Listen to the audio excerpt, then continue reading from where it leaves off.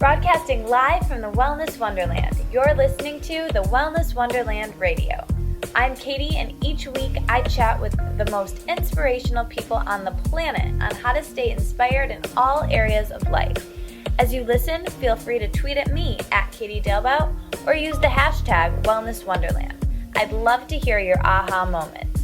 So grab your headphones and listen on the go, or cuddle up with a notebook as we dive in deep with authentic conversations right here in Wonderland.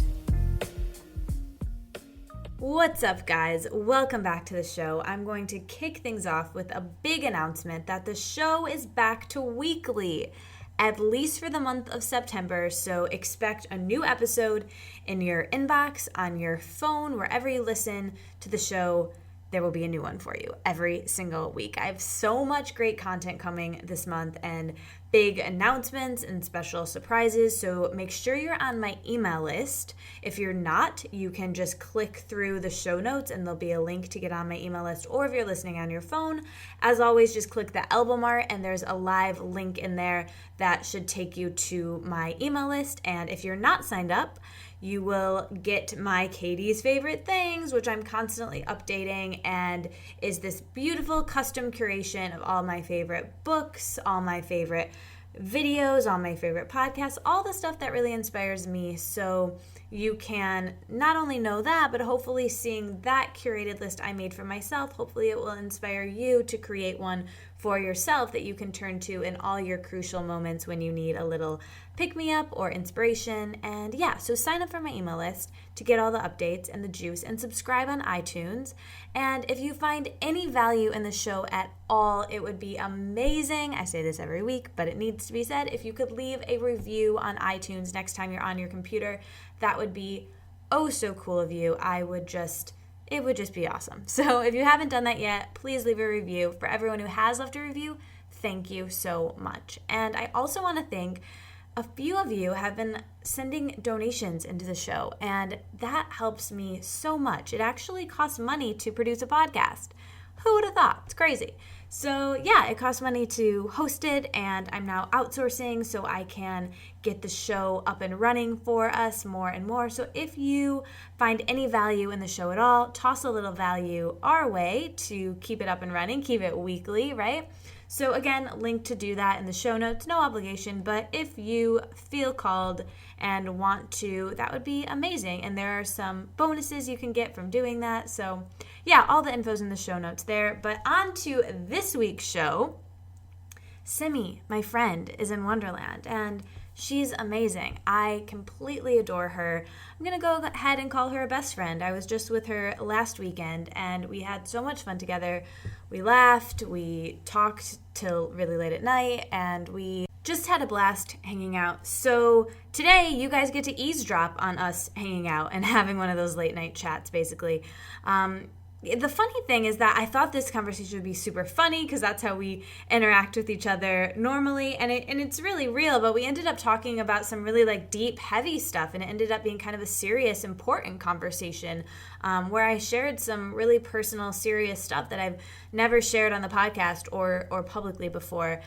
It's in my book, actually. So yeah, we'll get into that on the podcast, not to be all dramatic. It's a really fun episode, as usual, but yeah, there's some serious talk in there as well. So I hope you guys really dig this episode. We mention Simi's program Finally Free, which launches this week when you're hearing this, and I actually participated in the program and was obsessed with it. It really, really helped me with intuitive eating, and yeah, I highly recommend it. So if you are curious about that, there is a link again in those show notes, and if you click the album art, I'll put the link to that in there as well. If you have any questions about Finally Free, since I am a participant, a graduate if you will, shoot me an email. My email is katiedalebout, just my name, @gmail.com. Or if you have questions on anything that Simi or I shared in this episode and past episodes, just in general, if you need a link that you don't know where it is, just email me and I will send it to you. So I hope you guys, like I said, enjoyed this episode a ton. And the last thing I want to say is join the Facebook group, the Facebook crew, if you will, if you are not in there already. It's a hella good time in there. It's like my favorite place to be on Facebook right now. probably forever. So join the Facebook crew. It's all of us connecting about the inspiration we hear on these episodes, talking about other things, asking each other questions, and it's really cool. People can find other people that listen to the show that live in the location that they live in. So yeah, join the Facebook group. And that is all that I have to say. I'm going to let us get to the episode finally. And you are finally free to listen to the episode. So enjoy Simi. She's amazing. I hope you love this conversation as much as I do. And if you have any questions, of course, reach out to me. Tweet at me, Instagram at me, Snapchat at me, whatever. God, there's so much social media. Or, email me. Or you can send me a freaking letter. I love hearing from you guys. So talk to you soon. Enjoy the episode.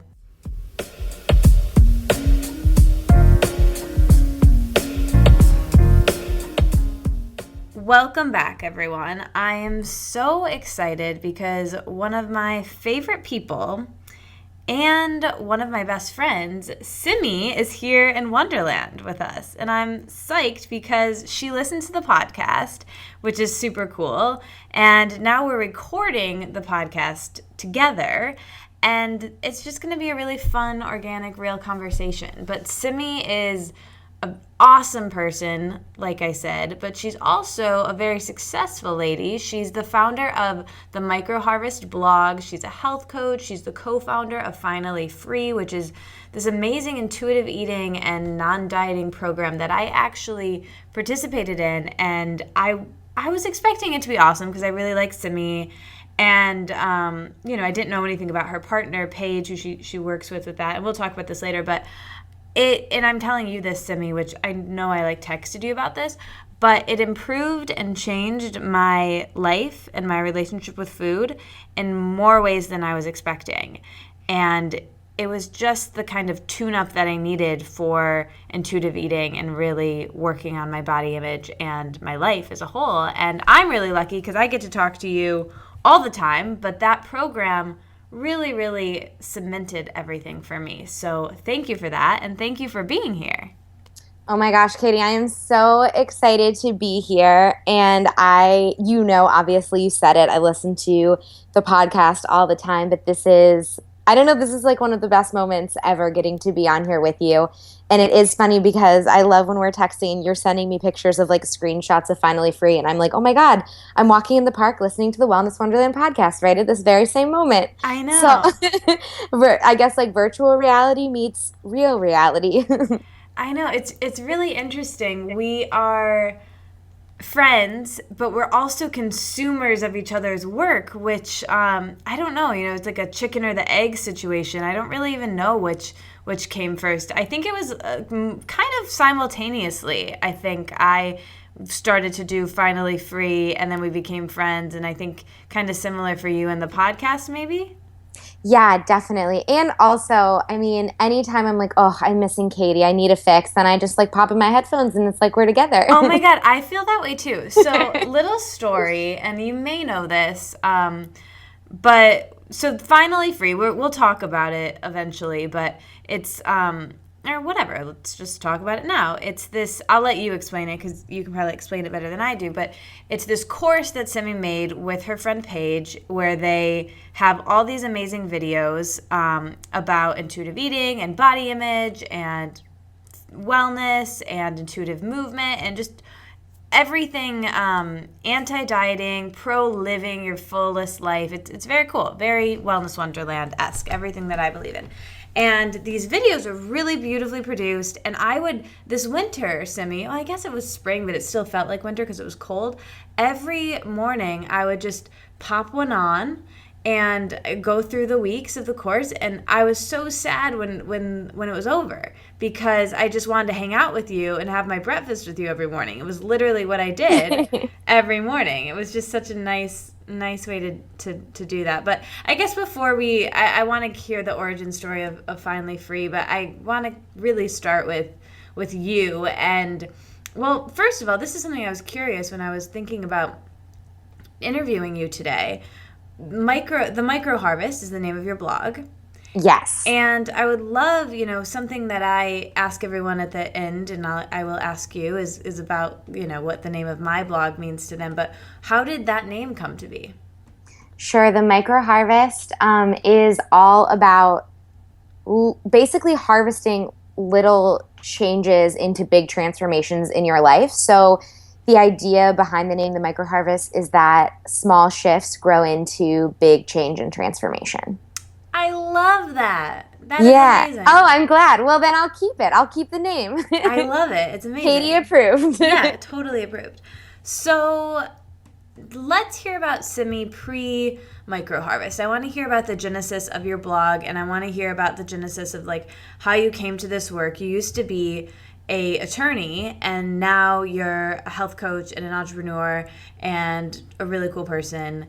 You were always a cool person, but I didn't know you then. So tell us about Simi before micro harvest, and then when and where your blog fit into there. Sure. Simi pre-micro harvest. I was a corporate healthcare attorney. I was just really obsessed with seeking validation through other people's opinions of me. I feel like that pretty much sums up every single thing that I did. I had not much sense of self-worth, and I definitely didn't love myself very much or care about myself very much. I did everything every choice I made was based off of trying to please other people, because I felt that if I pleased them and they were happy with me, then they would give me love and validation. And it was sort of this endless cycle of, love-driven achievement, just trying to make the people around me happy, because I felt like that was the only way that they would truly care about me. Mm-hmm. I know that game. Yeah. So that's why I went to law school, because I thought, oh my gosh, my dad will be super proud of me if I do this. And I, beat my body up with diets and exercise, thinking that, if I was skinnier, maybe people would like me more.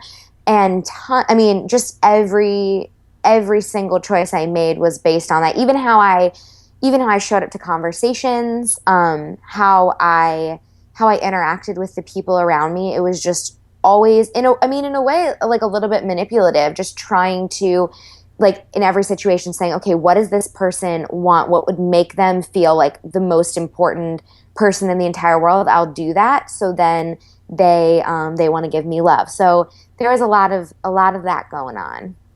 So how did you shift out of that? That story sounds very familiar to me. What was the awakening that one day you were just like, this isn't working for me? How did that work?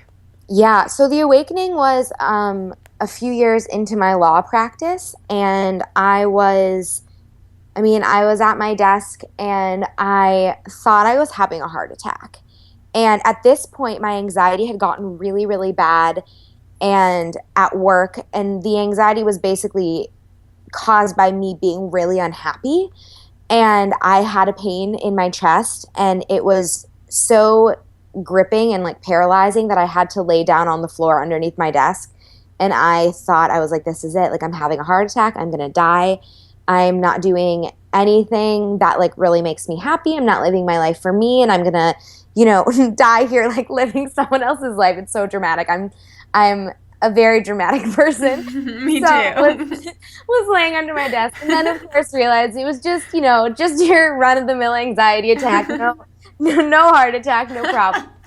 So I ended up. My mom's maiden name is, I hope it's fine to share this, is Ganakis, and sometimes we call them Ganak attacks. I love that. It was a Simi attack. Yeah, I had a Ganak attack under my desk at work, and I ended up going to a doctor and to get anxiety medication because I felt like I could not function. And, at the time I was like, I'm eating so well. I'm exercising regularly. I'm getting sleep. Like, I'm doing all these, the checklist of like stress management things.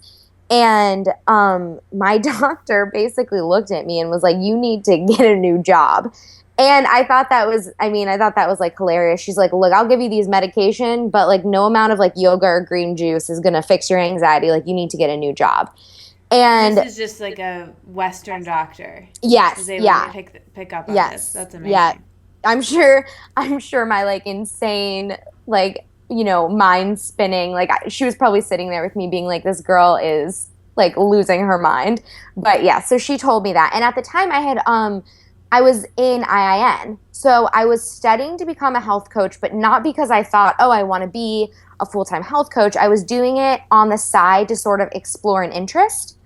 And then as I started seeing health coaching clients, I found such a love and a joy in that in a way that I had never felt before. So I feel like the turning point was like the big anxiety attack and needing to basically like be medicated to get through a situation that I had created in my own life, while also at the very same time be experiencing a real joy and a real peace doing something that I truly wanted to do. And so those two things side by side, I feel like were my real like wake up call. So when in there did you start the micro harvest? When did you start blogging? Yeah, so it was right around then that I started blogging. My husband and I decided it would be really fun to work on something together, something where we could sort of explore these side passions that we had.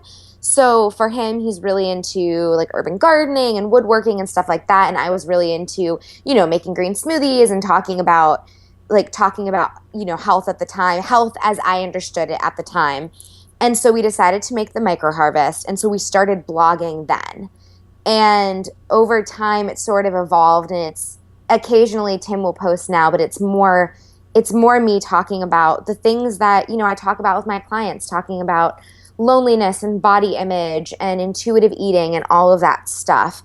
But at the time we did it then because we decided, well, if we have these things we really enjoy that aren't really our day job, we should create a space to explore them more fully and share our passions with other people. Oh my gosh, that's fascinating. That I didn't realize that you and Tim kind of started it together. And that's funny because my blog, and not a lot of people know this, but when I started it in college, I started it with and I don't think I told you this to me either, but I started it with my college boyfriend, and he like designed the site and got me started in that way. But also we were like writing it kind of together, and like that was kind of the goal because I followed a lot of like, people who were dating or husband and wife, like pairs who had these cool blogs. And I was like, I could do that. We could do that. And then totally. After a while, it just like completely became mine. But that's interesting that it both kind of started that way. So from there, where do we go? So you eventually decide that your doctor was right and you had to get out of that job, not only for your sanity and your health, but because there was something else for you. And then you had to make a really big leap, which I know is kind of the most recent really big change in your life. Can you talk about that experience a bit? Because I know a lot of people, myself included, relate to that. Yes, the big transition. Yes. So I should just preface this by saying that the transition took a little over a year. So there was a lot of planning, and I think to maybe some people on the outside, it seems like it happened really quickly. Like, oh my gosh, one day you were an attorney and then all of a sudden you left to become a health coach. But there was a lot of planning and, both financially and emotionally behind the scenes that went on. And so for about 6 months, I was still practicing full time, and I started seeing clients on the side. So I would see them like late in the evenings around like 7 p.m. and I'd also see them really early around 7 a.m. And then as my coaching practice started to build, and also I started to feel like, oh my gosh, I have absolutely zero time going on here. I need to create more space for what I really love. I went to the law firm, and I should just say that even though I had a lot of anxiety at my law firm, I worked with really incredible people, and I totally respect the practice of law. It wasn't my passion. Mm-hmm. And so I was fortunate enough to have an amazing mentor who I worked with, and I talked to him about my desire to go part-time, and I asked if I could, and the law firm was really, really supportive of me. And I worked there Monday, Tuesday, and Wednesday for 6 months. And then I coached on Thursdays and Fridays. And it it was big for me because I was really, really afraid of requesting to go part-time. I was afraid of two things. I was afraid of letting the people that I worked with down. I was afraid that they really would be very upset with me or disappointed. And I was also really worried about what my dad would think because, like I mentioned, I went to law school because I thought that it would make him really happy. His dad was an attorney, and he had always really like supported the part of my mind that's really into critical thinking and had always thought that I would be really great at that job.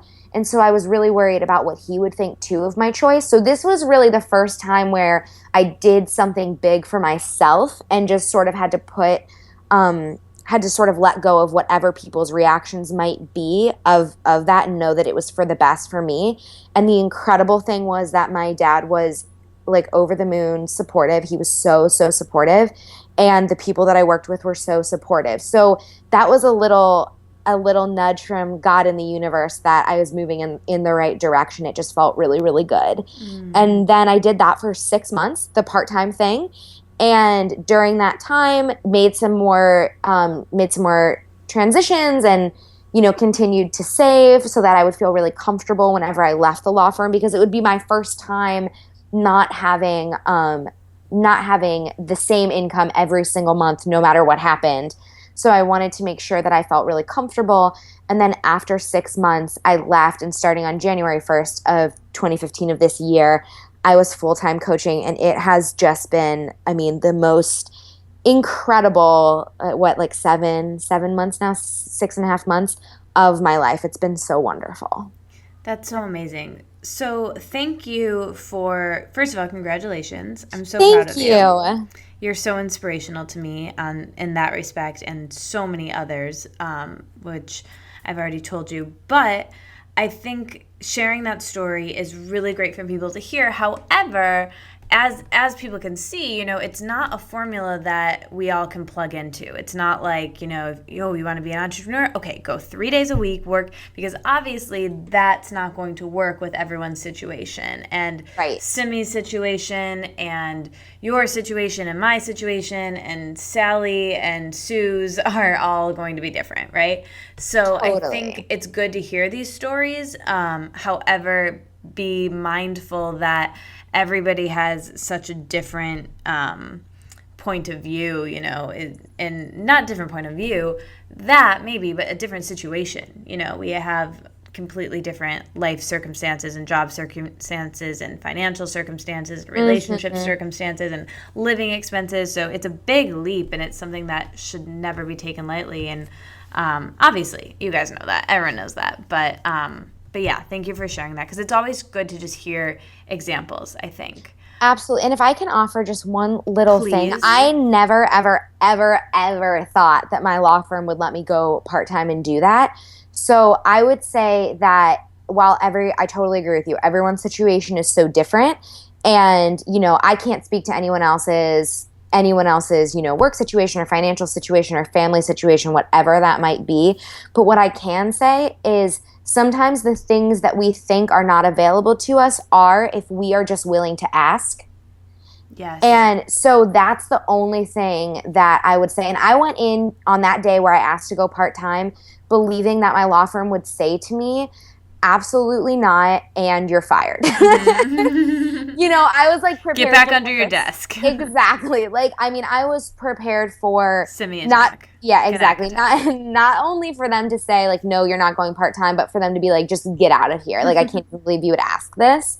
So I think that sometimes the outcome is worse than our minds than what it would actually be if we just went through with it. And sometimes our situation is more flexible than we realize that it is.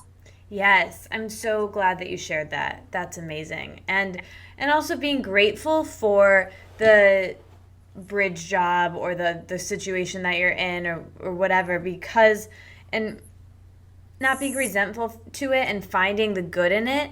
And I think for you, Simi, it's such a clear, you had to go that route of being a lawyer for your personal growth and development, but also you got so much from it. I was recently visiting you, and all I think of your friends that I met you met through your time working at the law firm. Yep. So it was great for community building, and you made some of the best friendships there.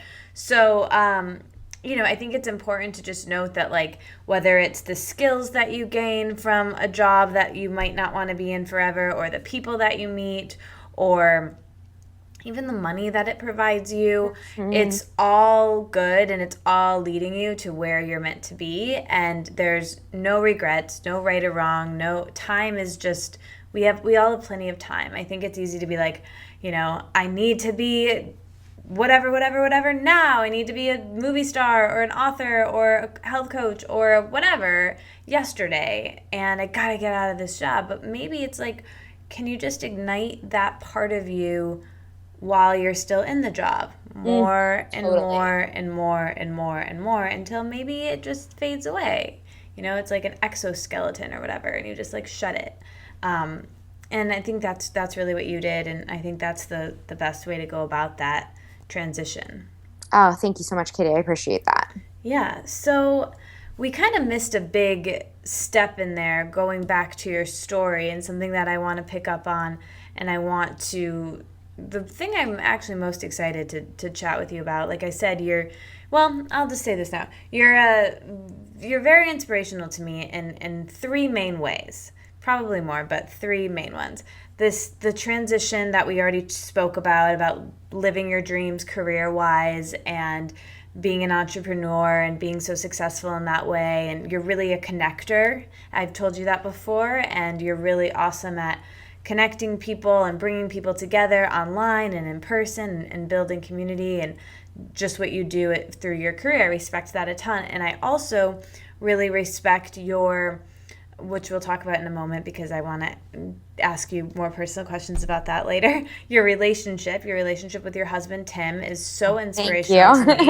And you wrote an article about that, which I'll be asking you about in a moment. But the third thing, and probably the biggest thing, is your relationship with food and your body image is really, really on point, and something that I really, really work to emulate, and is so inspirational to me. And I said this to many people after I went and visited Simi, when was that? Like a couple months ago. And I'm going back, which I will have done by the time this episode airs. And when I got back from that first time I came to visit you, I had such a great weekend. I had so much fun, and I just realized, like, it was so healthy for me to be around you and your friends and your family, and just being in your presence. You're one of those people that your presence brings people up, and really, like, people meet you where you're at, and it's and that's something I aspire to do as well. And I think I do to some extent, but this body image thing you really seem to have down. But you shared with me, and you share in Finally Free as well, that was not always the case for you. So with going back to that origin story where you said that your superhero origin story, where you said, you were dieting and really trying to control your weight and your health while you were an attorney, and then from there, now you're intuitive eating and really in a much healthier place. What kind of happened in between there? And then also, I'm even more curious, if we could go back even a bit further, what led you to start dieting in the first place? Well, let me just quickly say that I thank you so much for those kind comments about me. And also, I feel like you lift people up with your presence too. So that is, everything that you said about me, I can say is so true about you too. So thank you for that. And thank you. This is just going to be like a love fest of best friends, because I'm obsessed with Simi, and we're like best friends, and we talk all the time. So that's why I was so excited for this episode. And yeah, we'll talk more about our time together, because I have more I want to share on that. But yes, let's dive into this body image stuff. Absolutely. So my struggle with my body image started, I can remember starting to struggle with my body image in 6th grade. So it started in 6th grade. I always felt like I was a little bit like, I don't know, softer, like chubbier than the other people around me. And I can specifically remember, I mean, it was probably, yeah, like around sixth grade. I must have worn a pair of shorts and it was like really hot out. And I think my thighs had been rubbing together and I got like a rash between my thighs. And my mom got me a cold washcloth to lay with between my thighs. And I just remember thinking like, oh my gosh, there are so many girls whose thighs like don't rub together. And I feel like it's crazy, but like you can like remember these specific instances where it's like, oh, I felt disgusting about my body. And I was like so young. It's crazy. So definitely started in like around sixth grade. And then I went through periods probably due to like hormonal fluctuation and just being parts of sports teams or whatever, where, I kind of lost that baby weight. And I can remember being like obsessive about the scale. And this was like eighth grade. And I remember thinking like, I don't want the scale to go above 103 pounds. And I remember being focused on that 103 pounds. And we had bought this Dole juice that was like banana, strawberry, orange or something. And I remember that I drank that juice. I made it like 2.5 days of just drinking juice. And it was like, wait, how old? This was like eighth grade. This was like before juice cleanses. This was like before like press juicery and like, all of these like fun. This was like, oh my gosh, I don't want to eat any food because my stomach's flatter when I don't. And so, my gosh. like as early on as that, Did your parents know you were doing that? No, they do not think that they knew that. And I can tell you that my parents have never once said anything critical about my body. So, I mean, that never, ever happened. They never criticized my body. They never told me that I needed to lose weight. But this was something that I picked up about my own body, comparing myself with other people. And, just really, it was like I just wanted to be skinny. And I remember thinking like, oh, like guys will think I'm more attractive if I'm skinnier, and then they'll give me attention, and then I'll feel, like I'll feel validated, and that'll feel good. And I can only feel good about myself if people are giving me like loving attention. Right. And so that started then. And then there would be times where I probably like wouldn't think about it as much, but it definitely, was an on and off theme like all through high school too. And then when I got to college, my first year of college was really tough for me. And it was a tough transition. And I ended up, gaining the freshman, who even knows what, like probably 25, 30 pounds, just eating like just eating all my feelings. And then after freshman year, I got into running. And this was the first time that I had ever really run in my life. I mean, I ran track in like middle school and high school, but like I was never an athletic person. I only did sports because it was social. And so I really got into running like around my sophomore year in college. And it was through that I sort of was able to lose my like freshman weight. I wasn't really dieting at the time or anything like that, but the freshman weight slowly came off with running. And then, the more I would run, the more weight that I lost. And that was really gratifying. And of course, when you have put on a bunch of weight freshman year in college and then you start to lose it, people make comments like, oh, you look so good. Yes. And so then you get, addicted to that, especially as a people pleaser, totally addicted to those like outside affirmations about, your worth and your beauty. And then when I went to law school, it was like a whole different game, because the intensity of law school really like sparked that obsessive part of me. And I definitely have an obsessive part of my personality, and I can be really, really, really controlling about things. And at the time, the only thing I knew how to control was my food. And so, I don't even want to give details because I feel like it can encourage people who maybe have disordered patterns going on right now. But basically, yes. I was eating a very low amount of calories a day and running 6 days a week and doing hot yoga like 4 times a week on top of that. And just like destroying my body to the point where I started to slowly put on weight doing the exact same things I had always been doing, but started to put on weight because my hormones were out of whack. My body was rebelling against me. And then when law school was over, I got married. I went off of birth control, not because we were trying to have babies, but just because I had read some articles about birth control. And I was like, I want to get off of this, and struggled to get my period for almost 3 years because of all the stuff I had put my body through. And it was during that time that I realized there had to be a different way. And really, there was an experience I'll tell you about on my honeymoon that was like a turning point for me in my relationship with myself and my body and food. But it was then that I discovered intuitive eating, and was able to, when I started eating intuitively, my body slowly like lost weight and regulated at its healthy, happy weight, which is the weight that I can be without starving myself or beating myself up. But that feels so good to me. Wow. Yeah. Thank you for sharing all of that. I think I think this will tie into the honeymoon story that I want to hear. Did you mean you'll share it with me, or you'll share it on here? Oh, sure, I can share it on here. Yes. Okay. But anyways, I was going to ask you, like, so through all of this, or most of this, well, you met Tim in college, so you were in this relationship with someone. How did this relationship with your body affect your relationship, and did you feel uncomfortable with that, and did you talk about that?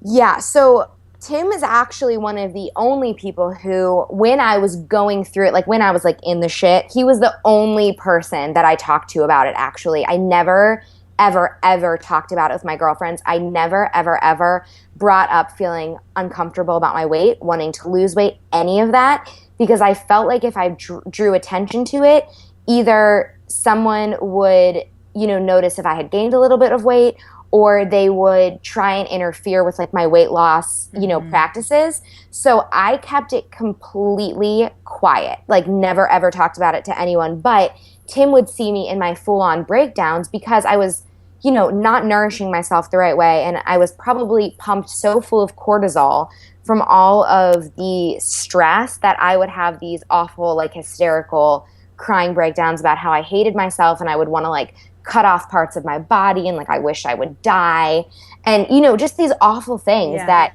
I can relate a lot, right? Like there's a time in my life where I actually, if someone would have given me a choice to be like run over by a car or gain 5 pounds, that I would have been like, just hit me with a car. 1,000%. 1,000%. I thought of that every day. I would rather have not been alive than to gain weight. 1,000%. It's so, and I thought about it every crazy. single day. Yes. It's really painful too, to be out of that place and to look back and be like, oh my gosh, I was hurting so much. It's jarring to think about how that was, and and to have those breakdowns. And I'm going to interrupt to tell this story to relate to you, because I think our stories in relation to body image are very, very similar. And interestingly enough, the relationship I mentioned before, I was in that relationship during the shit of mine, the height of my situation as well. And again, he was the only person that I shared it with. And I think because you're most vulnerable with that person, so they see those breakdowns because they're the person you're with the most and that you're most comfortable with. Yes. So you're sharing all of that. And then, I think about this often, like putting him through that and what that must have been like. I have no idea. I have no idea what I would have done in the stress that I caused him. But it's definitely something that, like, it's so hard to relate to, because, and I think I might have shared this with you, Simi, but I would have dreams at night of people like pulling my nightmares, of them like pulling these books that I was following to a T out of my hands and telling me that I couldn't have my special smoothie and my special food, or like being in a situation where I had to eat something I didn't allow myself to eat, and just I was terrified of that, terrified of going off my little system, and then also terrified of gaining weight to the point where I didn't want to live if it didn't mean that I had to change my body size. And so then when it got to a point where everyone was telling me I did have to, when it was that visible, I I didn't want to, I wanted to die. I really did. And I write about this in my book, and I haven't shared it on the podcast before, but I thought it was something that is worth sharing now, because it's so mental. Like, it is a mental health issue. And I think everyone understands that eating disorders are a mental health issue, but it's something that stays with you. And, I'm definitely not in even close to the space that I was in at the height of that I'm sharing now, but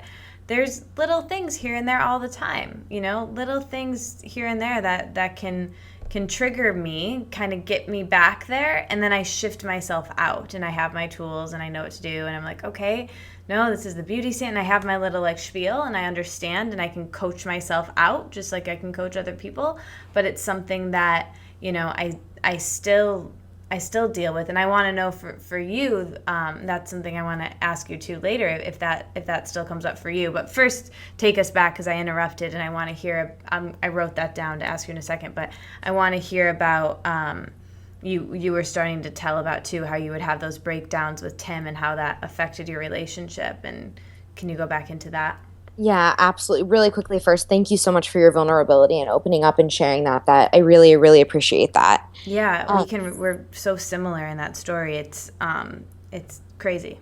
Totally.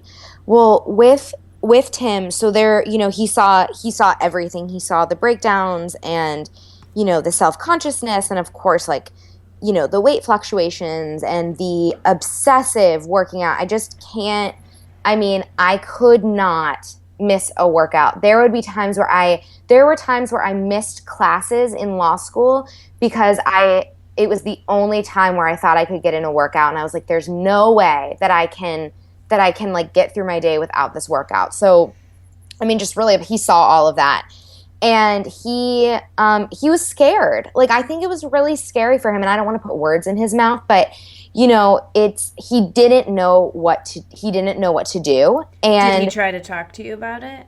Yeah, and I think he approached it in a way that, coming from, my perspective, it wasn't helpful. It came from a place of love, but he would say things like, this is insane. Like, this isn't even true. Like, this isn't even real. Like, that's not, he was seeing reality, and I was seeing this like morphed sense of myself.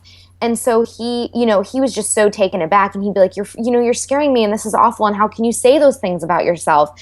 And, in that situation, I would then be like, feel attacked, like, oh no, like, you're going to try and like take this away from me, or like take my control away from me. And so there was like a little bit of that battle going on, but throughout it all, like, I always felt like safe sharing with him how I felt. And now that I look back, I'm like, wow, that was a really big blessing to have that one person, at least like one person who I could like outlet to, because you carry around a lot of fear and a lot of anxiety. I was a freaking ball of anxiety. I will never forget this. I will like never forgive myself for this. One time my best friend Joss was over at my apartment in Chicago, and we had a bowl of M&Ms out. They were Tim's M&Ms. And she like took a handful of M&Ms or something, like obviously you would do at someone's house when they have like a candy bowl out. Like, you eat the candy. It's a candy bowl. It's like public. And so she took a handful of M&Ms, and I like snapped. I got so like rude with her. We've been best friends since 5th grade. I got like so nasty with her. And in that moment, it was because, one, I was like so starved that like anything could make me snap. But I was also like so pissed that like she could eat M&Ms, and I felt like I couldn't. And I just like, I lost it. Of course, we were like, I've apologized like 1,000 times for that. It's like one of my like most, just nasty like monster moments that I was so rude to her. But, it turned me into this like awful person, and Tim got the brunt of that. And it sort of all came to a head when we were on our honeymoon. We were in Quebec City, and it was so beautiful, and it was fall. We got married in October, and we in this October it'll be 4 years ago, and we, of course, it's like your honeymoon, like you expect to have like lots of great sex, and like I bought lingerie, and we're in this like foreign city, and I have no idea like how many calories are in the food that we're eating. And we had gone out to lunch that day, and I had had some of his French fries and like a glass of wine. And I freaked out because I felt so disgusting that I'd eaten those things. And so I like put on lingerie that night, and I like locked myself in the bathroom, and I was hysterical. I'm like, I'm so fat. I'm so disgusting. This is awful. And anyways, he basically like had to talk me off of, like not really talk me off of a ledge, but like off of my like freak out ledge. Yeah. And I just like, I woke up the next day and I'm like, it's fine. Like before it was like, it felt like it was only affecting me. But then in that moment, I saw how my behavior was like really affecting the people around me. And at the time, I didn't love myself enough to make a change for myself. I mean, I hated myself. So I was never going to like change for myself. But in that moment, I was like, oh my God, I'm really hurting people that I love. And so that for me was the moment where I was like, I have to do something. There must be a better way. There must be a different way. Now, of course, after all the work that I've done with myself and for myself, I love myself enough that like doing something for me is one of the easiest things for me to do. Like now I would be a good enough reason to do it. But at the time it had to be for someone else because I just hated myself so much. I can relate to that. I have stories like that, so many that I can't even believe. And every time, and that's something too that right now I'm doing a lot of like self-forgiveness work around, because I've carried so much guilt around for the last, and this wasn't even that long ago, for all the people that I hurt over the years of me being in that space. And situations like the one that you described, I could, and maybe I will, when we're together next, I could tell you 10 or 15 stories so similar to that, that I'm not proud of, that and this is something that a coach, a mentor gave me to do, was really like forgive myself, like write letters to those people, not for them to forgive me, not to send, but for me to be able to forgive myself, because holding on to that guilt around those situations is really hard. But it's great that you shared that, because I think a lot of times, healing eating disorders and disordered eating happens on a spectrum. And I'm just giving a little like preface to that, and people all know that I believe that, and that you don't have to be at a certain weight to have one. You just have to have these thoughts, which I think that we're speaking of right now. That I think so many women and people have thoughts like this, and I think these sorts of thoughts and negative patterns are growing and becoming more common, unfortunately, as the health movement becomes more common, and as it builds up some steam. And that's kind of the tricky thing with it. And Simi, you and I are both a part of that in a lot of ways. And you being a wellness professional and being a health coach, health and fitness are still important to you, but for very different reasons. And you have a very different relationship to that now. And I think to share these stories, it's something that, holding on to that guilt and that resentment to yourself for what you did in the past, to yourself, to your body, but also to the people around you, I think is something that, letting go of that extra weight is really the only weight you need to lose. Absolutely. Yeah. So with that, then, it was probably just a moment where you're like, I am, and I often say this, like, make your life your masterpiece, not your body. Yeah. And your life, you're only going to have one honeymoon, and your life was suffering. Hopefully.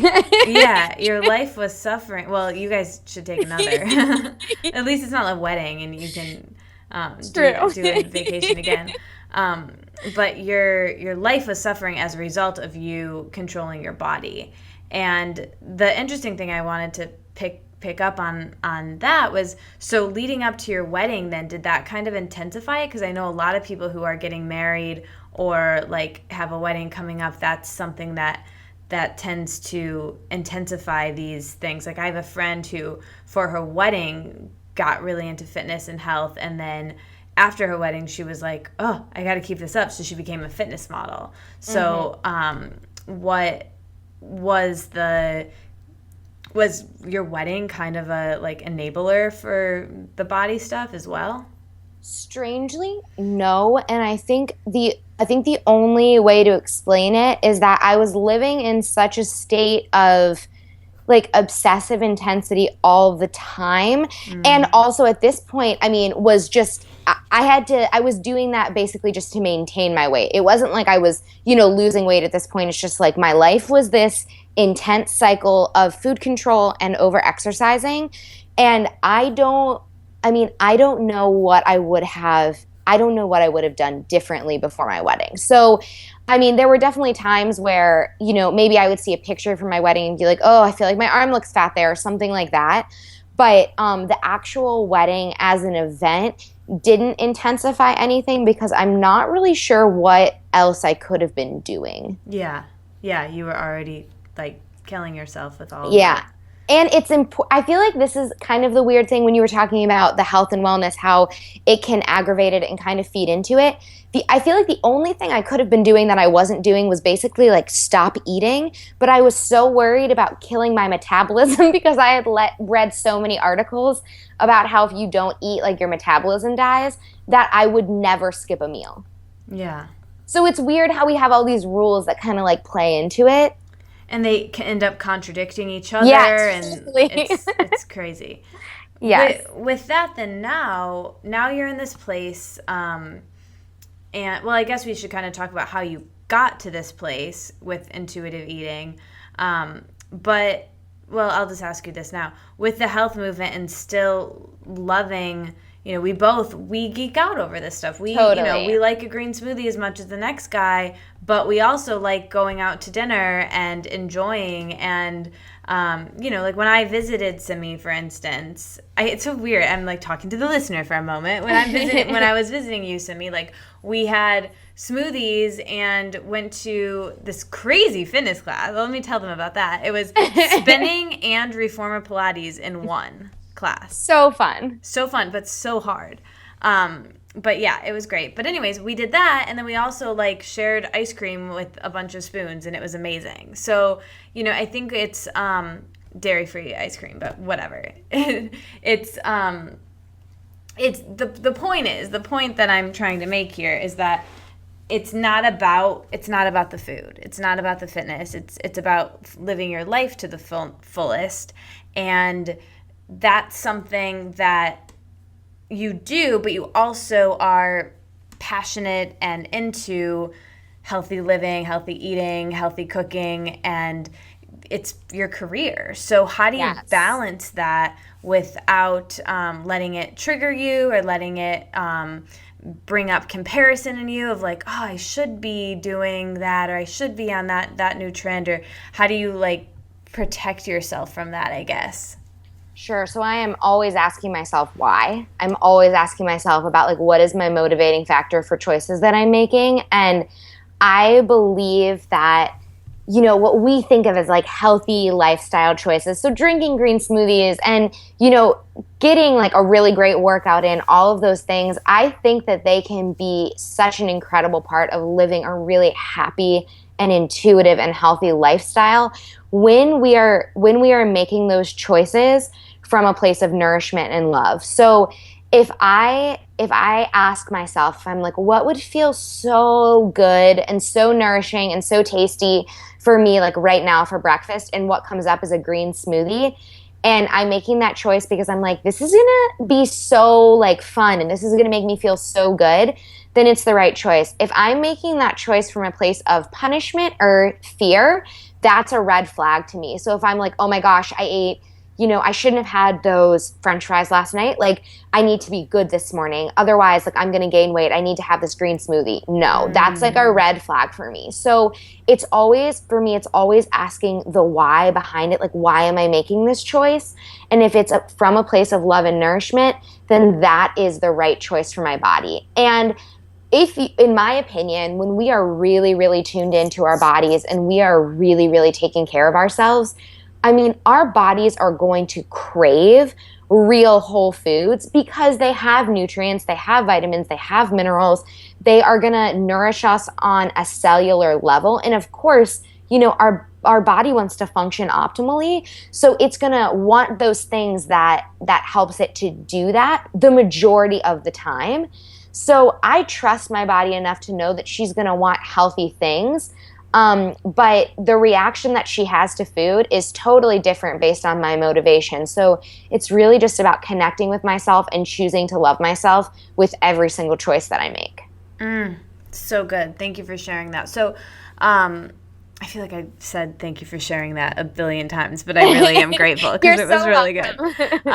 But our mutual friend, Isabel Fox and Duke, has this saying where she says, I don't know if it's a saying, but I've heard her say before that, like, when your body, like you said, craves nourishing, healthy foods some of the time. And sometimes it craves, something that's more for your pleasure, right? It might not be for nutrients, it's more for pleasure. And sometimes, it's both. Sometimes it's like, I'm craving this thing that tastes really good, but is also really nourishing. And that's like, when all the kids want to watch the same movie, it's like a really great situation. And I think it's about, like you said, not judging whatever the choice is, not judging the choice and learning about where it comes from. I think that's key.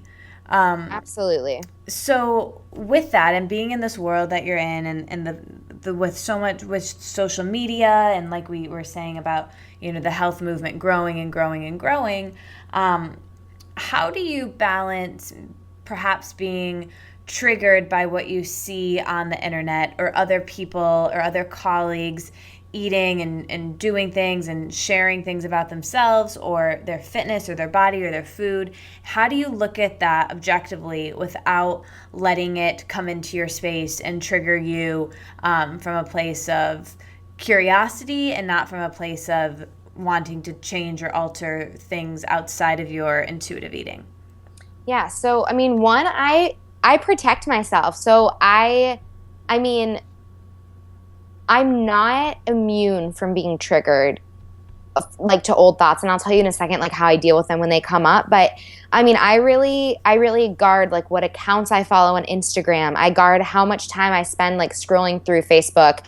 I guard, like, what websites I go and read and what things I look at, because I am very sensitive to that stuff. And so I know that if even though I know how to deal with a trigger, like, where it comes up, or, maybe some, like, body judgment or body comparison, like, of myself, like, to other people, I now know how to deal with that. I don't want to have those experiences, on a regular basis. So I really just guard the media that I take in. I surround myself with people who I feel like love me for what's inside and could give, like, two craps, like, what I look like on the outside, and really, really try to cultivate those kinds of relationships so that I'm constantly connecting with people who, like, really care about me and who I really care about. And then also just trying to keep the images that I'm taking in and the stories that I'm taking in really positive. And I think that's something that I would encourage everyone to do. With that said, I still sometimes will get triggered by, something that I might not even expect to trigger me. Or I might get triggered by something like I'm on Us Weekly, and there's some, like, celebrity, like, crazy weight loss story or something, and she lost weight because she did whatever, like, X, Y, and Z diet. And that can trigger a little something inside me that's like, oh my gosh, should I do that? Or, oh my gosh, should I be losing weight? I totally have those thoughts. And all that I do is, like, I take a step back and I take a deep breath and I say, okay, like, what's going on here? I let myself feel that feeling. And I say, like, what would behaving differently mean? Like, what would making different choices than you're making now mean? What would it mean to do that diet? And for me, it would mean doing something that my body was not asking for, and something that would not feel good to her, and something that, in my opinion, is not, like, the healthiest and happiest choice for me. And when I really sit back and realize that, I'm like, ooh, that choice isn't for me, and I don't need that. And so I can let it go, I can release it, and I can go back to just being myself and the best version of me as it exists minute by minute. But I have to have those conversations with myself. I have to take a step back I have to reflect sometimes. And, you know, I have to say, like, what would having that do for me? And the answer has never been, oh, it would make your life better. Oh, it would make you happier. Oh, it would make you prettier. It's never been any of those things. It's just like, ooh, I don't need that. I don't want that. Yeah, and that's a constant conversation for me as well. You know, if I'm ever triggered and I think, oh yeah, I could do that. Like, oh, whatever she did, like I could do that. Oh, she eats that way, I used to do that. I could do that. And I think about it for a moment, consider it seriously, and then I backtrack and I think, oh, I'm so much cooler now. I'm such a cooler person now. And I don't have those freakouts. I'm not mean to people. I'm not hangry all the time. I'm not constantly thinking about food. I'm not constantly, obsessing about when my next meal is, what I ate earlier, what I'm going to eat tomorrow. I'm living my life. And if I were to do whatever that person's doing, I would sacrifice my life to the level that I'm able to live now, to the person I'm able to be now. And it's not worth it. And I have to make that choice. And, the thing that when I make that choice, I make the choice to be in the body that I'm in now, opposed to the lighter body that I was in before. But it's the best choice for me and for my body. And, something too that I wanted to ask you, as like being a public personality with what you do and being linked to health and wellness in the body that you're in and I'm in, I look at it, for me, I used to have a lot of like fear around that, of like, oh, well, when someone sees me or meets me in person or sees my picture or my video, they're going to be like, oh, I don't want to look like that. I don't want to follow this girl. And I had a lot of fear around that. And I now think that, as my body is now and as it changes, however it will change in the future, whatever that means for it, I'm being an example to people that whatever weight that I'm at, there's still it's what's in me that matters, and there's still something that you can relate to regardless of what my size is. But that's something that I really struggle with, like, oh, well, because I think about myself when I really needed this work, I would have maybe looked at myself at this weight and been like, oh, I don't want to look like her. Never mind, And that's scary. That's scary to think about. But at the end of the day, like, what if maybe that's not what I would think? Maybe I would look at my work, connect with my future self, or with someone eating intuitively like Simi and people doing amazing work, and be like, I want to be like that. I want a life like hers. And that's something that I really admire in you. Like, you're beautiful and like so amazingly beautiful. I'm not trying to like play up the physical, but like she's gorgeous. But also, like, I want a life like that. And I think looking at the people that you admire, not by the body that they're in, but by the life that they have. And that's tough, because it's really easy on social media to see someone's body as a whole and be like, all right, you can see that, you can size that up pretty well, unless the angle's on their selfie, but you can really get a good picture of that. Right. But it's much more difficult to get an accurate picture of someone's life as a whole, because you're just getting these snippets. They all say the highlight reel, right, on social media. You're just getting these snippets, so it's really hard to see someone's life as a whole. So you might see that body or that stomach selfie or six-pack or whatever and be like, oh, I want that, I want to be just like her. But you don't know what goes into that. She might be getting in a fight with her boyfriend every day because of food, and having those nightmares like I had, and waking up at 5 a.m. to whatever. And so it's just like, we can never know. We have no way of knowing. So anyways, that's my perspective on that. Have you struggled with that at all, Simi? So I totally hear like what you're saying, and that I think that makes a lot of sense. I will say that I feel like my social media presence kind of came after I got to a place where I where I felt like, you know what, this is what my body looks like today when I'm taking the absolute best care of her.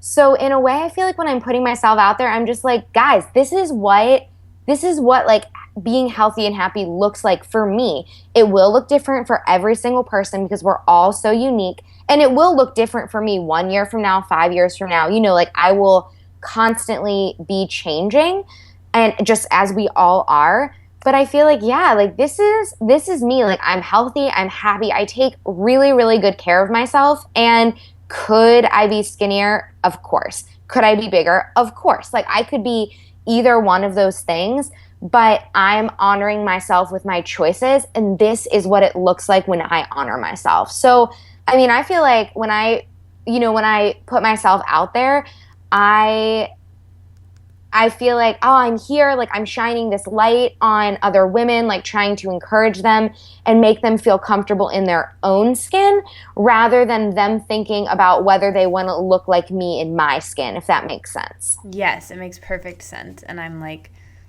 fist pumping over here because it's amazing. And like just a little side note, it's really like not about the weight, but truly when I started eating intuitively, my body adjusted. Like I did lose weight because when I was in my like desperate, like starvation over exercising mode, I would also have awful food binges. And I was also having these like terrible hormonal imbalances that caused me to like hang on to weight. So even though, I have been thinner than I am now, I have been bigger than I am now, I just feel like I'm in this place where like when I just sit and close my eyes, like nothing feels wrong about my body. That, I just want to like hear that because I think that is the goal. When I sit and close my eyes, nothing feels wrong in my body. Mm-hmm. That's the goal. Not anybody to look like anyone else, anyone's arms, anyone's legs, anyone in their clothes. To sit with your eyes closed and be like, this is how I'm supposed to be. This is how I'm supposed to look. I know for me, I've never really shared this or even like articulated this to myself out loud. This is like straight coming through me. But when I was at lower weights than I am now, and definitely when I was at my lowest weight, it was clear, like I knew I wasn't supposed to be there, like on some level, even though then I kind of even thought like, no, I can stay here, I can maintain this, like there was no way. But as I started to gain weight from that and heal from like the height of that, I still, after a while, I had gained some weight, but not nearly to where I am now. I remember, like, I know that on some level, even though I never would have admitted this then, and it probably wasn't even conscious, I just knew it wasn't where I was supposed to be. Right. And I knew I was trying to hold on to something that was not natural for me.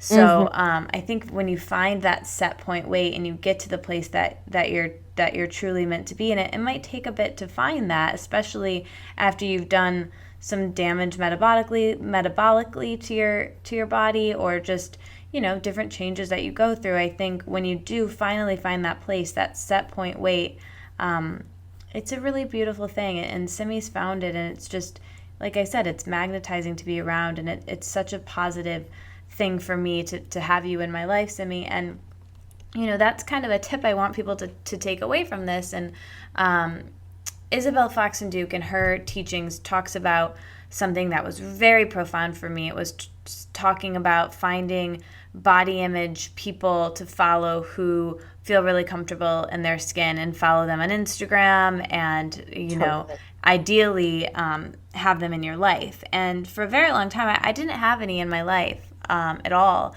I had people of all different sizes, but I didn't really feel I had anyone in my life who was very happy with their body and themselves, and most certainly I didn't have anyone who was happy with themselves but also struggled and also understood what it was like to struggle, and in the past struggled. And that's why I think with you, Simi, it's really perfect, because you are such a role model that I have in person that I can really learn from, but also and online, but also, where I've been, and you were like in the thick of it as well, and you got out of it. That's why you're so inspirational for me. So I hope that you guys listening can find someone who is a body image friend, right? Like, is a friend that you can really talk about this stuff with, because then that way you don't have to put it all on your partner if you're struggling. And I think we all struggle from time to time. So having really strong girlfriends and people in your life that you can talk to about this, ideally who understand and maybe have even been through it, I think is so powerful. And that's why I'm so grateful to have you as a friend. Oh, thank you so much, Katie. And if I can just say, like, just something like on what you just brought up. Please. For a lot of women who are struggling with disordered eating thoughts or obsessive dieting, or even who just like hate their bodies and, maybe are binge eating or emotionally eating or whatever it might be, a lot of women in that situation are people pleasers and just want to make the people around them happy and are seeking that validation. And I think because of that, it can be really, really, really scary to open up to someone about like, hey, this is what's going on for me. It freaking sucks. It's really hard. I feel like I'm flailing and failing and doing, I feel like I don't have it all together and I'm really scared and, I want to be perfect, but I feel like I'm anything but. And it can be really, really hard to get vulnerable and say that because it means showing people the side of yourself that you may be afraid will not be pleasing to them. And if I can just encourage you to trust that the people who love you love all of you, including those parts of you. And I have never received so much real, authentic, raw love and support as the moments when I have opened up and been vulnerable about painful or icky or ugly or scary things in my life. Those are the moments that like real connection is formed. And that's when you experience real, true love. And so I would just encourage women to try, with someone that they feel safe with, who they feel comfortable with, or, with you or with me or, whatever it might be, to just open up and let a little bit of light shine in on those really scary, dark places, because that is transformational. Oh my gosh. Yeah, 100% preach. I want to say thank you for sharing, but I won't because that's become my line, but I would be saying that now. I think too, I think that's where coaching comes in, not to even plug my coaching or your coaching, but having a life coach or a health coach, and really, you're a life coach, at the end of the day, because you've shared this with me, and like you end up talking, you don't just talk about chia seeds all day at all. Totally. With people. Like you're talking about their lives, because as we just spoke about, it's all connected. But I've had many, many coaches and coach people now, and I find that it's a really beautiful relationship to have, because you have that opening to be that vulnerable with someone, because you're paying them to hold that space for you. Totally. And there's that exchange of value that happens where it's, even if you have amazing friends and amazing family, they know you and all these sides of you, and you have to see them. So it's sometimes not as comfortable to like share this really vulnerable thing and then, like have to go to dinner with them and a bunch of people right after, or whatever. And or the time doesn't come up or the moment isn't right or whatever. So with coaching, like the moment's right during your session. Absolutely. Every time. And you can just go there. So I think that, and I know how we met is we had the same coach. It's okay that I share that. Yeah. Another podcast guest, Elle Griffin, coached both of us for a while. So anyways, it's a very, very powerful thing to have just all sorts of relationships in your life like that. And people are so happy to help you. And I think kind of having a coach is kind of like training wheels, where you can be vulnerable with someone else, and then someone you're working with, and then you're able to take a bit of that vulnerability and share it with your friends and your family and some people more close to you in your daily life. And I think it really kind of lays the groundwork to be able to do that, which is very cool. Totally. I mean, I know we both like really, really value coaching. Obviously we do it, we love it, but like I know we value it both in our own personal lives. And I'm always working with a coach, and I think something that's important to remember is that the work never ends. I mean, you're always evolving, but it gets so much more fun the more that you love yourself. Like like working with a coach, the more in touch with my intuition that I am, the more that I respect my body, the more fun that work gets, because it's just like, oh my gosh, the possibilities for living a vibrant life are endless. Yeah. Yeah, they really are. So here's the thing, Simi. I really wanted this whole episode to just like girl chat and be really funny, and for us to just like talk about pop culture, and like I have like 12 more questions that I wrote. I had made up these questions and I did not use one of them, and I really wanted to talk about like 12,000 more things, so I'm gonna just have to have you back on the show. Is Done. that cool? Okay, great.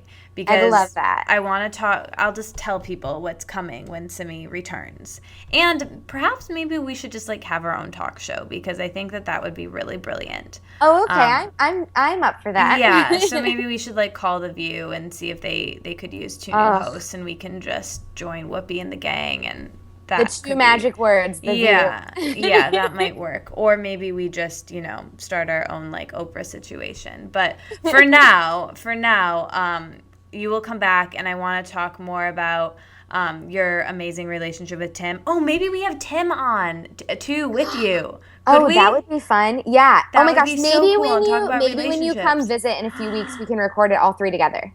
That would be really cool. It could be like a Valentine's episode. We'll think about that. It. Oh my God, that could be so cool. Okay. Yeah, because he asked you out for the first time on Valentine's Day. He did, yes. And I'm ruining the story. I want to save that for the next podcast. Okay, so coming soon. We're definitely going to do that. That will be great. But for now, I'm so excited for that, by the way. I'm going to ask you the standard questions, which you know. So could you share a bit about your morning routine and some of the first few things you do when you wake up in the morning, and how that impacts how the rest of your day goes? Sure. My morning routine's pretty simple. I wake up, I usually wake up anywhere between 5:30 and 6:30, depending on kind of what the day looks like. And I'm a early morning person, and I always start with a big glass of water. I usually fill up a water bottle on the side of my bed before I go to sleep, and then just drink it in the morning. And I do some kind of movement in the morning, so I'll either go for a run, take a bar class. On Wednesday morning, I teach a bar class at Studio B Wellness in German Village. Or if I'm not feeling like really like intense exercise, Tim and I will walk and get iced coffees together with the dogs. So some kind of movement takes place like after I drink water and brush my teeth. And then I come home and shower, get ready for the day, make breakfast. Right now I am obsessed with gluten-free sprouted grain toast with some sort of nut butter. I cannot get enough. And of course, if I didn't walk to get iced coffee, then I make a little coffee at home for myself. And then I get started with the day. Pretty simple morning routine. That sounds lovely, and I can't wait to do that with you when I'm with you soon. Me too. So what about at the end of the day? What are some of the things you do to wind down, the last things you do before you go to sleep that really make you sleep well? Oh my gosh, I love the end of the day. I feel like the evening time is so peaceful and relaxing. I go to bed early. I've always been someone who sleeps early, and I converted Tim. He was a night owl when we first met, but I've converted him.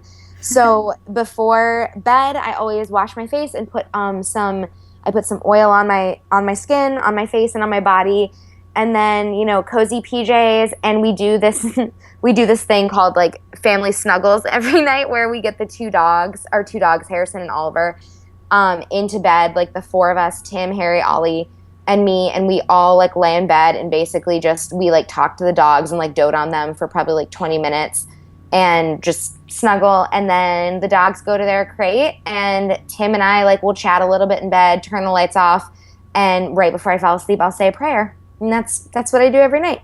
That's amazing. I can't wait to snuggle with you and the dogs. I love it. And I always drink a big glass of water with magnesium at nighttime. It just helps me sleep really well. Oh, yeah. Natural calm. Mm-hmm. Love it. Yeah.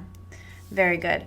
Okay. So what are you doing in your life that you're afraid of that you're doing anyways? How are you challenging yourself? Oh, man. So lately I'm doing this program called PR School right now. So what I have been doing a lot of that has felt new and exciting and also scary and challenging is I've been reaching out to certain publications, sharing my partner Paige and I, our virtual health coaching program that you mentioned before, Finally Free, and just really like sharing that with people who I think would enjoy it just based on articles that they write. So like Refinery 29 and Well and Good and the New Potato and Chalkboard Mag and places like that. Very cool. Have been starting to share that. So I would say PR for my business is something that I'm just beginning to do. And it's scary because it's new, but oh my gosh, it's so exciting. That's so exciting. And I want to hear, I would love you to help teach me some of those things for when my book comes out. Totally. I can't wait to hear. So I want to go back to Finally Free for a moment and your program that you were talking about. And so you and Paige came together. Could you talk a little bit about how you two came together and decided to do this? I know Paige has a similar story to ours that we just shared, and you guys both shared in the program, which is really awesome. But when did you guys decide that you wanted to merge together and be business partners and create this?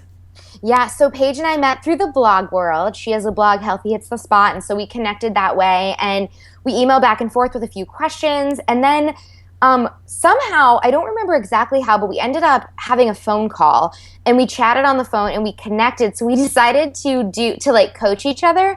So for a couple months, we talked every Friday for an hour and a half, and we each got 45 minutes to spill our guts, and we held space for each other. It was so great. And obviously became very close friends and connected. And then when that was sort of up, Paige asked me if I'd be interested in doing something with her. She was like, do you want to partner on something? And I thought that was a great idea, but we had no idea what the heck we would partner on. And so we both took a few days to brainstorm ideas. And we had a call a few days later, and we were both like, oh, I only came up with one idea. And she said, I only came up with one idea. And then we shared our ideas, and they were identical ideas. Stop it. Yeah, every single bullet point it was identical. It was as if God had just put this idea on both of our hearts because it was supposed to happen. It's so good. Yeah, from that moment we have known that Finally Free was meant to be created and meant to be shared. So that was how it started. And then literally we were like, well, then we're going to do this thing. So we reached out to our web designers, the Wonder Jam, who also designed my blog and my coaching website. And they worked with us, and my sister is a filmmaker. So she curated these gorgeous videos for us. They're so beautiful. And I mean, we spent months just pouring our heart and our time and our love and our prayers and money, yes, into this program. And I mean, we could not be more excited about it. And now we have some other things going on with it. We're creating a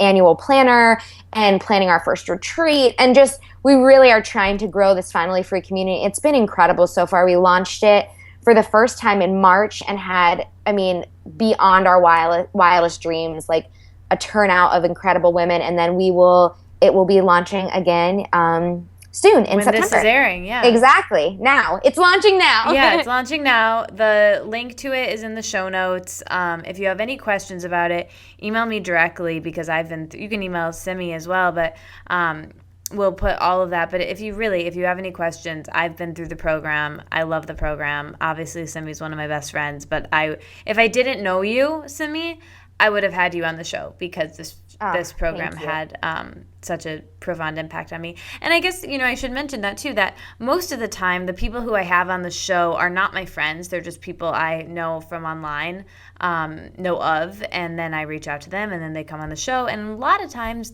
I do end up becoming friends with them, or they become mentors of mine. But in this case, it was kind of the opposite. We became friends first, and then I really, really fell in love with her work and knew I had to have her on the podcast. So yeah, this Finally Free situation, you guys, it's really, really awesome and amazing. And I want to go to the retreat and be involved in the retreat. So we need to talk about that more offline. Perfect. But God, I cannot believe how fast this went by. I'm a little bit bummed that it's wrapping up, and I know it's longer than most episodes. But like I said, I could go for a good another 2.5 hours, like a Pete Holmes podcast, but I don't have the web hosting space for that yet, so we'll have to do a follow-up. But let's do the quick-fire questions now. I'm ready. And then you're definitely coming back, maybe with Tim. Okay, perfect. And Ollie and well, Harrison. I'll bring all the boys. Yeah, we'll all hang out. Okay, so favorite color? Gray. Favorite day of the week? Saturday. Favorite hour of the day? 7 a.m. Favorite veggie? Right now, arugula. Favorite fruit? Right now, really fresh peaches. Juicy. Mm-hmm. Favorite snack? Toast with peanut butter. So good. My favorite everything is toast with peanut butter right now. Oh, it's so good. I could eat that for every single meal. This is good. This is going to go to the next question. So somebody asked me a similar question, giving them a shout out right now on this podcast that I was recently on. And I want to take this question and ask it to you, Simi. And I want to plug this person's podcast, but I can't remember off the top of my head. But I will put the link to that in the show notes. But anyways, this is the question. It was just a brilliant question that she asked me. So you're trapped on an island, but you can bring with you one food item, like a meal, I guess, snackish situation, one show to binge watch, and 4 people. Go. Okay, well, I'm going to start with show to binge watch because it would be Dawson's Creek, my all-time favorite it's my favorite TV show of all time. I'd watch it every day till the end of time. The people, I would bring Tim, obviously. I do Oliver and Harrison count as people. I'm going to count them. I'll bring them. And then, since we're on this call, I'm bringing you. Because, yes, I was hoping you would. Yeah, that's why I said 4. Yeah, the 4 of you guys are coming. Oh, we'd have a ball. Yeah, and then food, basically peanut butter and, whatever vessel I'd be eating it with, which maybe is just a spoon. I don't know. Yeah, or, a leaf. And coffee, iced coffee and then, peanut butter. Yeah. the breakfast of champions, friends. Honestly, that does not sound roughing it. That sounds like paradise. Peanut butter, you guys, and Dawson, and Done. Pacey and the gang. I mean, yeah, I can't even. That sounds great. We're good to go. That.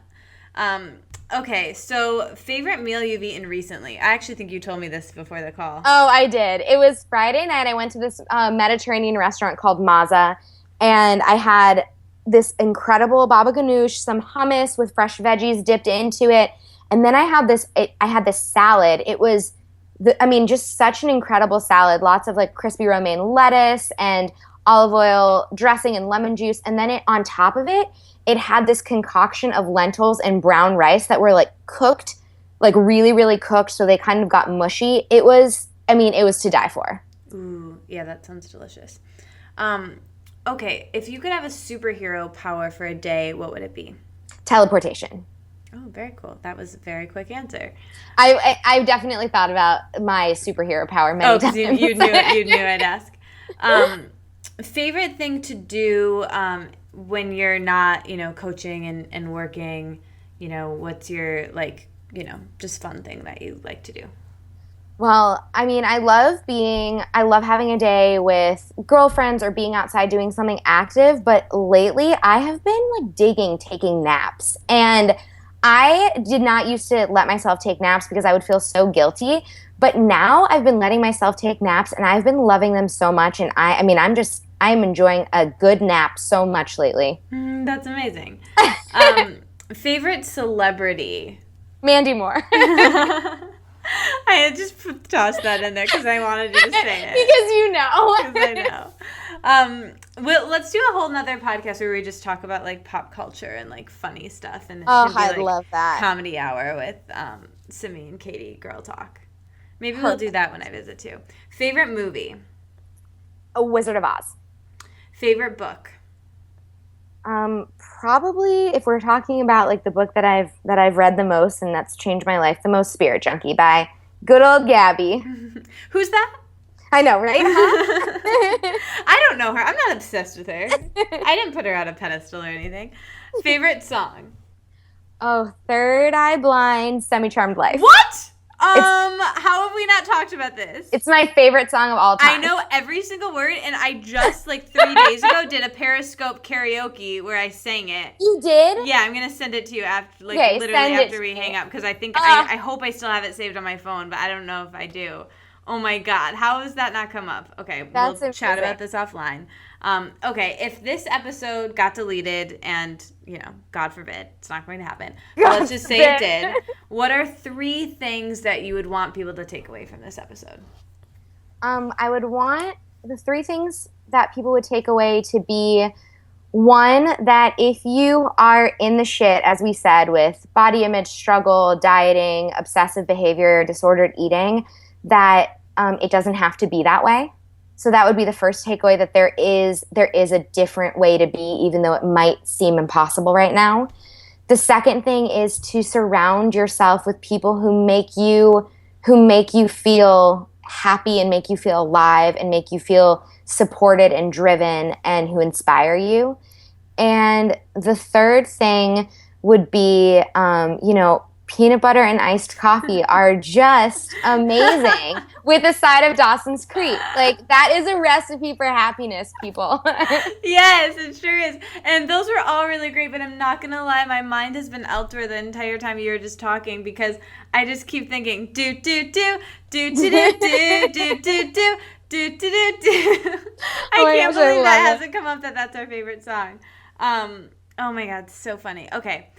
As you know, the name of my blog and the name of this podcast is The Wellness Wonderland, Simi. So when I offer that term to you, to live in a wellness wonderland, what comes up? What does that mean to you? Well, I recently got a tattoo of a wave on my wrist. What? And yeah, I got it last week. I got a tattoo of a wave on my wrist, and I feel like for me, wellness wonderland means living life like a wave. So being strong and peaceful and going with the flow and just being free and playful, just really embodying what I imagine, a wave to be. I feel like as long as I'm doing those things, no matter where I am, it will feel like wellness wonderland. That's amazing. I love it. I can't wait to see your tattoo. Thank you so much for coming to the Wellness Wonderland and hanging out with me. And thank you, everyone, for listening. Thank you so much for having me. It's been wonderful. So much fun. And you'll be back for sure. I can't wait. Thanks for listening. You made it all the way to the end. I'll be back next week, but until then, let's stay inspired and keep this conversation going. So tweet at me at Katie Dalebout and our guest with your aha moments from this conversation. And like the Wellness Wonderland on Facebook, so we can all hang out there and discuss how inspired we are and how we'll apply it in our daily lives. And never miss another episode or post from me by signing up for email updates